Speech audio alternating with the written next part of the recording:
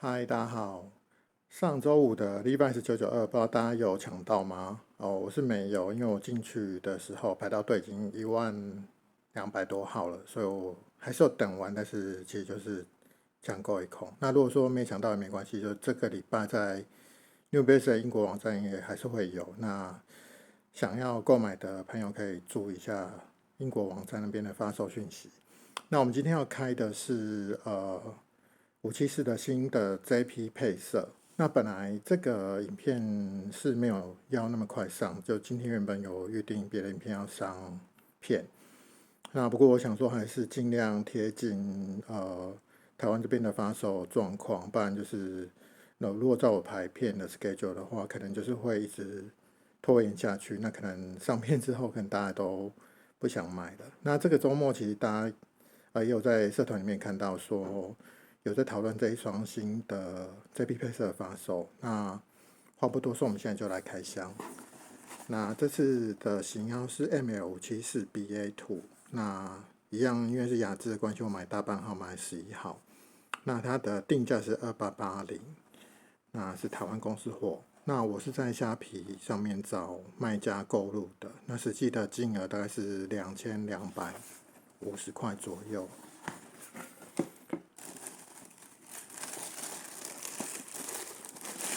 那这次的配色呢，我自己是觉得说，其实真的还蛮像这一批色的。虽然说之前呃有出过好几次这种配色的鞋款，那我们大概来看一下，因为其实只要用到这个钢铁蓝的网布，这个你就会觉得说它真的很像这批的配色。那这次的鞋身，它主要是以灰色的为主。那说真的也没有说真的很像这一批的颜色，因为其实还是有一些差异。那毕竟它是一个入门鞋款，所以我觉得它有做到这样，算是呃蛮有诚意的。那这个我们看一下这一批，每次要强调这个 N，就是它外面有一圈钢铁蓝的这个大 N。然后其实看一下这细节，它这边也是有去模仿那个古早年代，就是那个袖字没办法绣得很直这样子，它是有一个弯角，这个是跟 JP 是一样的。那这因为是574关系，它用的是 NCAP 的中底。那前面看一下，就鞋舌这边它用的是一个网布。那其实这一批的话，它其实用的是一个类似塑胶布，因为千山系列都是一个塑胶布。然后这边是这个鞋标，它其实还蛮有诚意，它是用了传统的14根细线的这个 New Balance 鞋标，然后这边有 Classic 574的印字。那另外这一侧就还好，那后跟这边是一样，是用New Balance 的印字印上去，这是跟这批是类似的。那我们可以看一下内侧。它这个内侧呢，我觉得其实做的还算有诚意。它有做这个复古标出来，就是一个注意事项。那下面这边就是 New Balance 这个标，就是可以看出来是印尼制的，然后它的制作时间是2021年的第5周，所以其实蛮早就已经制作，就是说可能发售关系比较晚一点点。然后内侧鞋垫就是一个，我觉得是一个普通的 New Balance 的鞋垫啊。那它这个里面这边是棉布的感觉，其实摸起来还蛮舒适的，但是它就是一个棉布的感觉，也不说不上多好的材料，因为它其实就是一个很基本雅致的鞋款这样子。那另外一脚我们大概看一下，也是差不多的状况。那就是这一次就是以这个灰色的为主。那因为今年有发售了574SYP，还有我拿之前的570J GYC 一起做来比较。那中间这是今年稍早发售的574SYP，它其实看起来它的配色就在这3双里面比起来，它就真的是比较像是 CLS 的颜色，然后它的鞋带是有点像米白色的鞋带，也不太一样。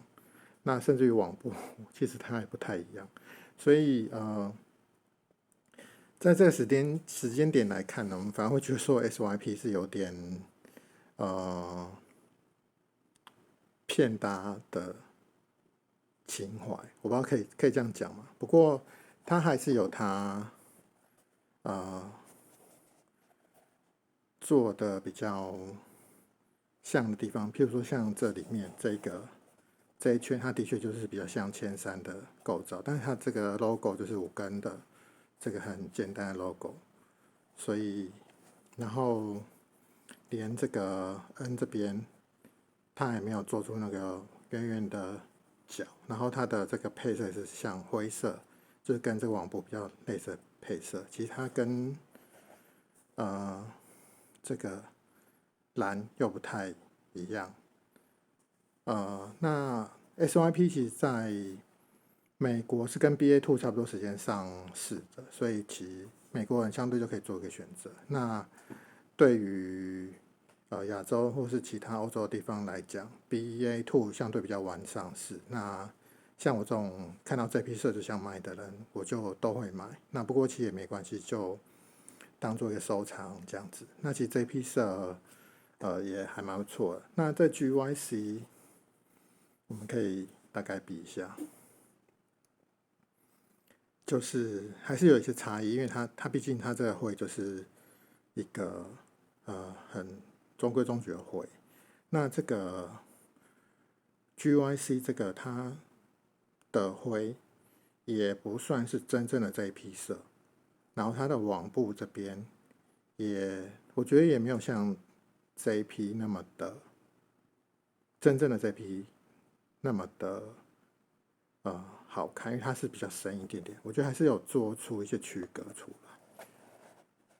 对，那这内里的话，就是感觉它的用料是有比较好，然后这个 logo 它也是14根线的这个 logo。那这是 GYC 的部分。好，那我们再大概看一下。好，那今天这个 BA2 的开箱就到这边。那你以为只有这样子吗？我们再来看一下其他这一批色的收藏。好，我还是把它切回来好了。这个是去年发售的996 CBA， 那其实它也是一个这一批色的配色。